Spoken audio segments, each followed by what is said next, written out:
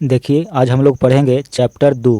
ये किताब डॉक्टर के सी सिन्हा का लिखा हुआ है, ठीक है, क्लास 8। आज हम लोग पढ़ेंगे चैप्टर 2 जिसका नाम है घातांक और घात। इसे इंग्लिश में एक्सपोनेंट्स एंड इंडेक्स कहते हैं, ठीक है, इंडेक्स को पावर्स भी बोलते हैं। तो ये चैप्टर का नाम है और इस चैप्टर में 2 एक्सरसाइज आपको दिया हुआ है, ठीक है। तो उसमें जितने भी सवाल हैं उस सभी सवाल को सॉल्व करने से पहले आपको कॉन्सेप्ट जानना बहुत ज़रूरी है, ठीक है। घातांक क्या होते हैं, घातांक के जो नियम होते हैं वो सब आपको पता होना चाहिए। अगर ये सब पता है तो इसमें जितने भी सवाल दिए गए हैं उस सभी सवालों को आप बहुत ही आसानी से सॉल्व कर लेंगे। देखिए, सबसे पहले इसका जो भी कंसेप्ट है इसको पढ़ लेते हैं। उसके बाद इस चैप्टर में जितने भी एक्सरसाइज हैं उसमें जितने भी सवाल दिए गए हैं उसको सॉल्व करेंगे, ठीक है। तो आइए पहले कंसेप्ट को देखते हैं।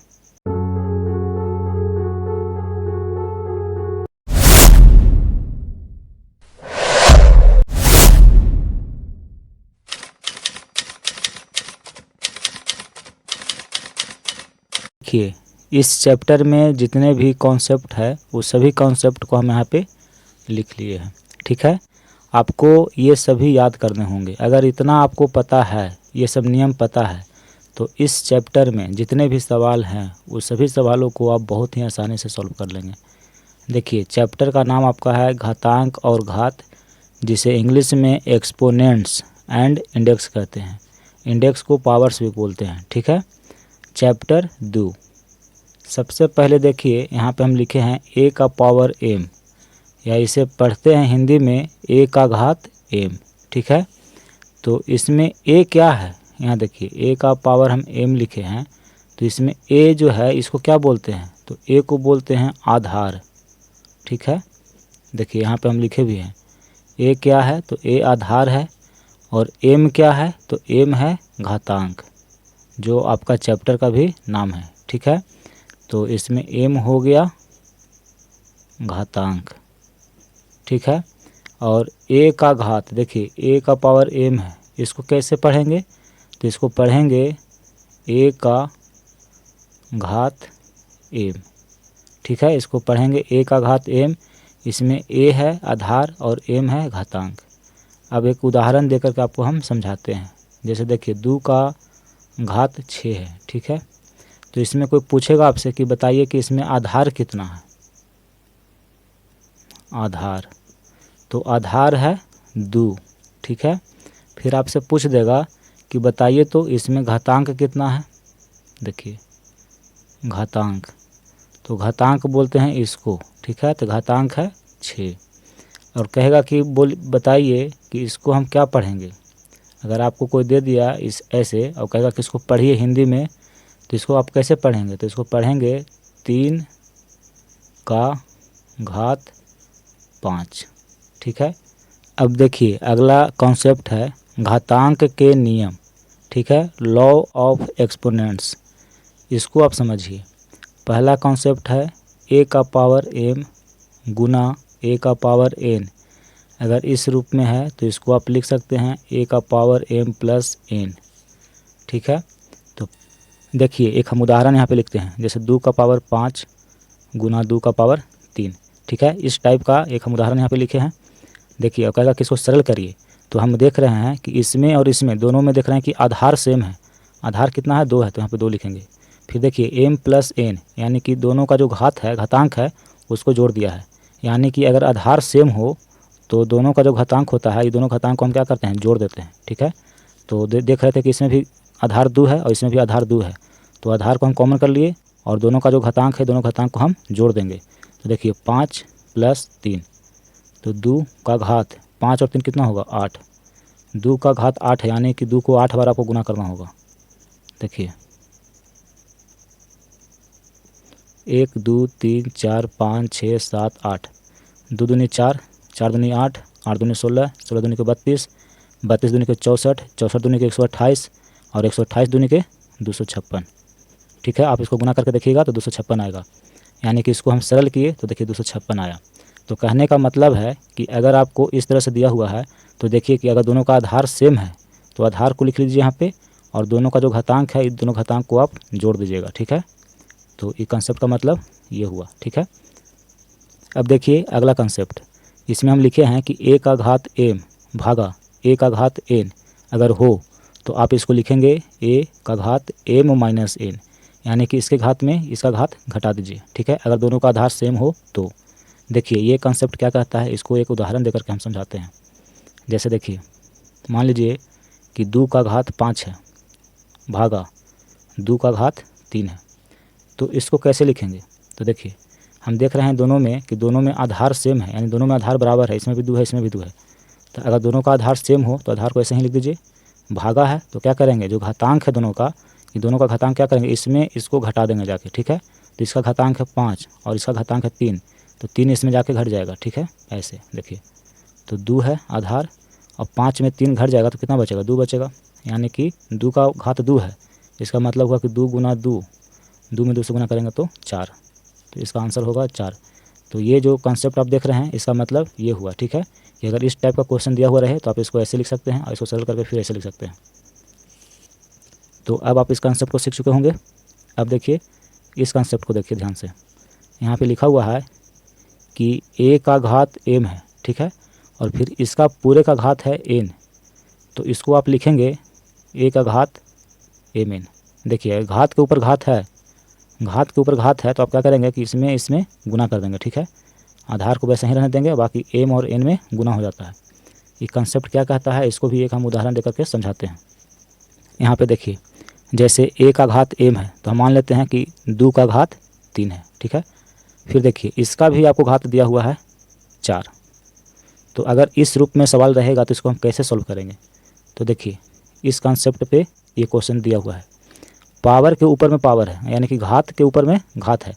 तो जब घात के ऊपर में घात हो तो इसमें गुना हो जाता है। ठीक है, आधार जो है उसको वैसे ही आप लिखिए। बाकी देखिए इसका घात 3 है और फिर पूरे का घात 4 है, तो 3 गुना 4 कर देंगे, यानी कि 2 का पावर 12 हो जाएगा। ठीक है, तो वही यहाँ पे लिखे हैं कि अगर a का घात m और फिर इसका घात n हो तो एक घात में क्या होगा, आपस में गुना हो जाता है। आधार जो है उसको लिखिए और बाकी इसमें और इसमें गुना कर दीजिए। फिर देखिए एक सवाल हम लेते हैं, जैसे मान लीजिए कि 2 का पावर 2 है। ठीक है, यानी 2 का घात 2 है और फिर इसका घात है 2, तो इसका मान कितना होगा। देखिए तो 2 और घात के ऊपर घात है तो इसमें आप गुना कर दीजिए, यानी कि 2 गुना 2, तो 2 और 2 में 2 से गुना करेंगे तो 4, 2 का घात 4, इसका मतलब होगा कि 2 गुना 2 गुना 2 गुना 2। ठीक है, 2 दूनी के 4, 4 दूनी के 8, 8 दूनी के 16, यानी कि इसका मान होगा 16। तो ये कंसेप्ट आप सीख गए। अगला कंसेप्ट देखिए, अगर इस टाइप का सवाल रहे तो कैसे सॉल्व करेंगे। देखिए a का घात m गुना b का घात m, अगर इस रूप में है तो आप इसको लिख सकते हैं a b, मतलब इसको और इसको गुना कर दीजिए और उसका घातांक जो दिया हुआ है उसको यहाँ पे लिख दीजिए। देखिए क्या कहता है, इसको भी हम समझाते हैं एक एग्जाम्पल के माध्यम से। a का पावर m है तो हम लिखते हैं 2 का पावर 3, यानी कि 2 का घात 3 गुना b, आधार सेम नहीं है, आधार अलग अलग है, तो हम आधार अलग अलग लेंगे। यहाँ पे 2 लिए तो यहाँ पे 5 ले लिए। देखिए दोनों का घातांक क्या है, समान है, तो अगर इसका घातांक 3 है तो इसका भी 3 लेना होगा। ठीक है, तो देखिए अगर इस टाइप का क्वेश्चन है तो इसको कैसे सॉल्व करेंगे। तो हम जानते हैं कि a का घात m गुना b का घात m हो, तो अगर दोनों का घात बराबर है, आधार अलग अलग है, तो क्या होगा, आधार को पहले हम गुना कर देंगे, उसके बाद दोनों का जो घातांक है उसको यहाँ पे हम लिख देंगे। तो देखिए हम देख रहे हैं कि दोनों का आधार अलग अलग है, तो पहले इसको गुना करिए, तो 2 पचे 10, उसके बाद दोनों का घातांक कितना है, 3 है, तो यहाँ पे 3 लिख दीजिए, यानी कि 10 का घात 3। और इसका मतलब ये होता है कि 10 गुना 10 गुना 10, 10 में 10 से गुना करेंगे 100, 100 को 10 से गुना करेंगे तो 1000, यानी कि इसको आप सरल करेंगे तो कितना आएगा, 1000 आएगा। तो इसका मतलब ये हुआ। ठीक है, देखिए अगला कॉन्सेप्ट को ध्यान से देखिए, अगर a का घात m बटा b का घात m हो, अगर इस टाइप का क्वेश्चन दिया हुआ है तो आप इसको लिखेंगे। देखिए दोनों का घातांक क्या है, समान है, बराबर है, तो घातांक को क्या किया कि देखिए दोनों को आगे a बटा b लिखा और दोनों का जो घातांक था उसको कॉमन ब्रैकेट में बंद करके ऊपर में लिख दिया है, यहाँ पे लिख दिया है। अगर इस तरह से हो सवाल तो आप इस तरह से लिख सकते हैं। ठीक है, इसको इस तरह से लिखेंगे। इसको भी देखिए क्वेश्चन के माध्यम से समझाते हैं। देखिए मान लेते हैं कि 2 का पावर 3, यानी कि 2 का घात 3 है बटा 3 का घात 3 है। देखिए दोनों का घातांक इसमें समान है तो हम भी घातांक को समान रखे हैं, दोनों का आधार अलग अलग है, तो इसका देखिए 2 है, इसका 3 है।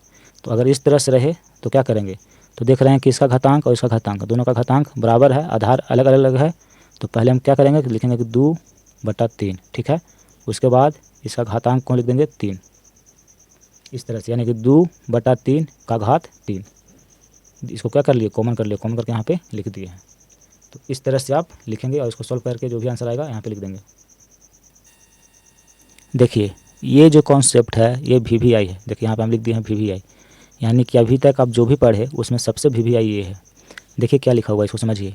ये लिखा हुआ है कि a का पावर 0 अगर हो तो इसका वैल्यू होता है 1। ठीक है, जैसे a की जगह पर मान लीजिए कि 2 हो और 2 का पावर अगर 0 है तो इसका वैल्यू कितना होता है, 1 होता है। यदि यानी कि कोई भी संख्या हो अगर उसका घातांक 0 हो, 0 हो, तो उसका मान 1 होता है। ठीक है, जैसे देखिए मान लेते हैं कि x है, ठीक है, और इसका घातांक है 0, तो इसका वैल्यू कितना होगा, 1 होगा।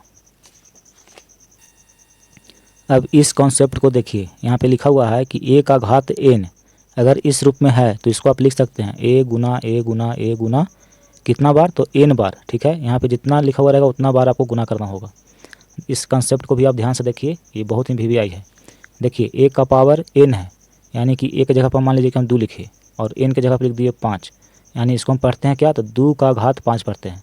तो अगर इस टाइप से लिखा हुआ है तो इसको आप लिख सकते हैं 2 गुना 2 गुना 2 गुना 2 गुना 2, यानी कि 2 कितना बार, 5 बार। ठीक है, तो 5 बार 2 को गुना करिए और फिर इसको गुना करिए, तो देखिए 2 दूनी का 4, 4 दूनी का 8, 8 दूनी का 16 और 16 दूनी का 32। तो अगर 2 का घात 5 लिखा हुआ है तो इसको जब आप सॉल्व करेंगे तो कितना होगा, 32 होगा। तो वही यहाँ पे लिखा हुआ है कि a का घात अगर n हो तो इसको आप कैसे लिखेंगे, तो देखिए a को गुना करेंगे, कितना बार गुना करेंगे, तो n बार, यानी कि यहाँ जितना बार लिखा हुआ रहेगा उतना बार गुना करेंगे। तो देखिए 2 का घात 5 यानी 5 लिखा हुआ था, n का मान 5 था, तो 2 को हम 5 बार गुना कर दिए। अब ठीक है, तो ये समझ गए। अब यहाँ पे देखिए ये भी VVI है, यहाँ पे लिखा हुआ है कि a का घात -n है। ठीक है, तो अगर इस रूप में लिखा हुआ रहेगा तो इसको आप कैसे लिखेंगे, तो देखिए यहाँ पे ऋणात्मक है, घातांक जो है यहाँ पे ऋणात्मक है, तो ऋणात्मक रहेगा तो आपको कुछ नहीं करना है, इसको बट्टा के नीचे लिख देना है। ऊपर 1 लिखिएगा और बटा लिखिएगा और a का घात n नीचे लिखिएगा। ठीक है, ऋणात्मक का मतलब हुआ कि इसको आप बट्टा के नीचे लिखिए, 1 बट्टा करके इसको लिख दीजिए। ठीक है, यहाँ देखिए ये कंसेप्ट क्या कहता है, इसको समझिए। मान लीजिए कि 2 का घात -2 है। ठीक है, तो इसको आप कैसे लिखेंगे, देखिए 1 लिखिए, बटा लिखिए, फिर इसको लिख दीजिए, ऋणात्मक जो चिन्ह है इसको हटा दीजिए, बाकी यहाँ पे लिखिए 2 का घात 2। तो इसको इस तरह से लिखा जाता है। मान लीजिए कि x है और x का घात -2 है, तो इसको आप कैसे लिखेंगे, देखिए 1 लिखिएगा, फिर बटा लिखिएगा और ऋणात्मक चिन्ह को हटा देना है, फिर लिखिएगा कि x का घात 2। ठीक है, तो इसको आप इस तरह से लिखिएगा, इसको ऐसे लिखिएगा। देखिए अगर रहेगा कि 1/x²। ठीक है, तो इसको आप लिख सकते हैं। देखिए इसको जब ऊपर ले जाएंगे तो ये यहाँ पे धनात्मक चिन्ह है, 2 देखिए 2 यहाँ पे धनात्मक है, ये जब ऊपर जाएगा तो यहाँ पे हो जाएगा ऋणात्मक चिन्ह। ठीक है, ये याद रखिएगा। तो 1/x² है, तो इसको आप लिख सकते हैं x का घात -2। तो ये भी कॉन्सेप्ट बहुत VVI है, ये और ये, इसको भी याद रखिएगा आप। अगर इस टाइप से लिखा हुआ है तो इसको ऐसे लिखेंगे, अगर a का पावर 0 है तो 1 लिखेंगे। ठीक है, अब इस कॉन्सेप्ट को देखिए, यहाँ लिखा हुआ है कि a/b, b का घात n, यानी कि ये दोनों का घात n है। तो अगर ऐसे लिखा हुआ रहेगा सवाल तो इसको आप लिख सकते हैं a का घात n बटा b का घात n, यानी कि जो घात n है इसके साथ भी और इसके साथ भी है। ठीक है, तो इसको अलग अलग करके यहाँ पे लिख दिया है। देखिए ये क्या कहता है, इसको भी एक उदाहरण देकर आपको हम समझाते हैं। जैसे मान लीजिए कि 2/3 है और इसका घात है 3, तो देखिए इसको हम लिख सकते हैं 2 का घात 3 बट्टा 3 है तो 3 का घात 3 लिखेंगे। अब 2 का घात 3 है तो इसका मतलब है कि 2 को गुना करना होगा, कितना बार, 3 बार, तो 2 गुना 2 गुना 2। देखिए वही यहाँ पे हम लिखे हैं कि a का घात n है, यानी कि a को गुना करना होगा कितना बार, n बार। ठीक है, देखिए b का घात n है, यानी कि b को गुना करना होगा कितना बार करेंगे, तो n बार। n की जगह पर 2 रहेगा तो b को 2 बार गुना करेंगे, 3 रहेगा तो b को 3 बार गुना करेंगे। तो यहाँ पे देखिए 2 का घात 3 है, यानी कि 2 को गुना करेंगे कितना बार करेंगे, 3 बार, बटा 3 का घात 3, यानी 3 को हम गुना करेंगे कितना बार, 3 बार। इसको सॉल्व करिए, 2 दूनी का 4, 4 दूनी का 8, 3 तिया 9, 9 तिया 27, यानी कि इसका मान होगा 8/27। तो ये सब कंसेप्ट आपको पता होना चाहिए कि अगर इस रूप में लिखा हुआ है तो इसको हम कैसे अलग अलग लिखेंगे। ठीक है, ये सब घातांक के ये सब नियम है। फिर देखिए a/b और इसका घात देखिए ऋणात्मक में है। ठीक है, -n, तो अगर इस रूप में रहेगा तो देखते हैं कि यहाँ पे अगर ऋणात्मक चिन्ह रहता है तो कुछ नहीं करना है, 1 लिखना है, बटा लिखना है और ये जो लिखा हुआ है इसको नीचे लिख देना है। a/b अब ऋणात्मक चिन्ह हट जाएगा, यहाँ पे धनात्मक चिन्ह होगा। ठीक है, अब देखिए ये तो आप समझ रहे हैं, ये कैसे लिखे से देखिए, इसको सॉल्व करते हैं। देखिए 1/a/b और इसका घात है n। तो देखिए 1/a का घात n लिख सकते हैं और b का घात n लिख सकते हैं। ठीक है, सबसे नीचे है तो जाके सबसे ऊपर गुना होता है 1 के साथ, तो 1 गुना b का पावर n, देखिए बटा है a का पावर n, तो b का घात n बटा a का घात n। तो इस रूप में अगर रहेगा, देखिए अगर ऐसे रहेगा तो आप डायरेक्ट लिख सकते हैं b का घात n बटा a का घात n। देखिए b है तो b का घात n ऊपर लिखिए और a का घात नीचे लिख दीजिए। ठीक है, ये क्या कहता है इसको एग्जांपल देकर के समझाते हैं आपको।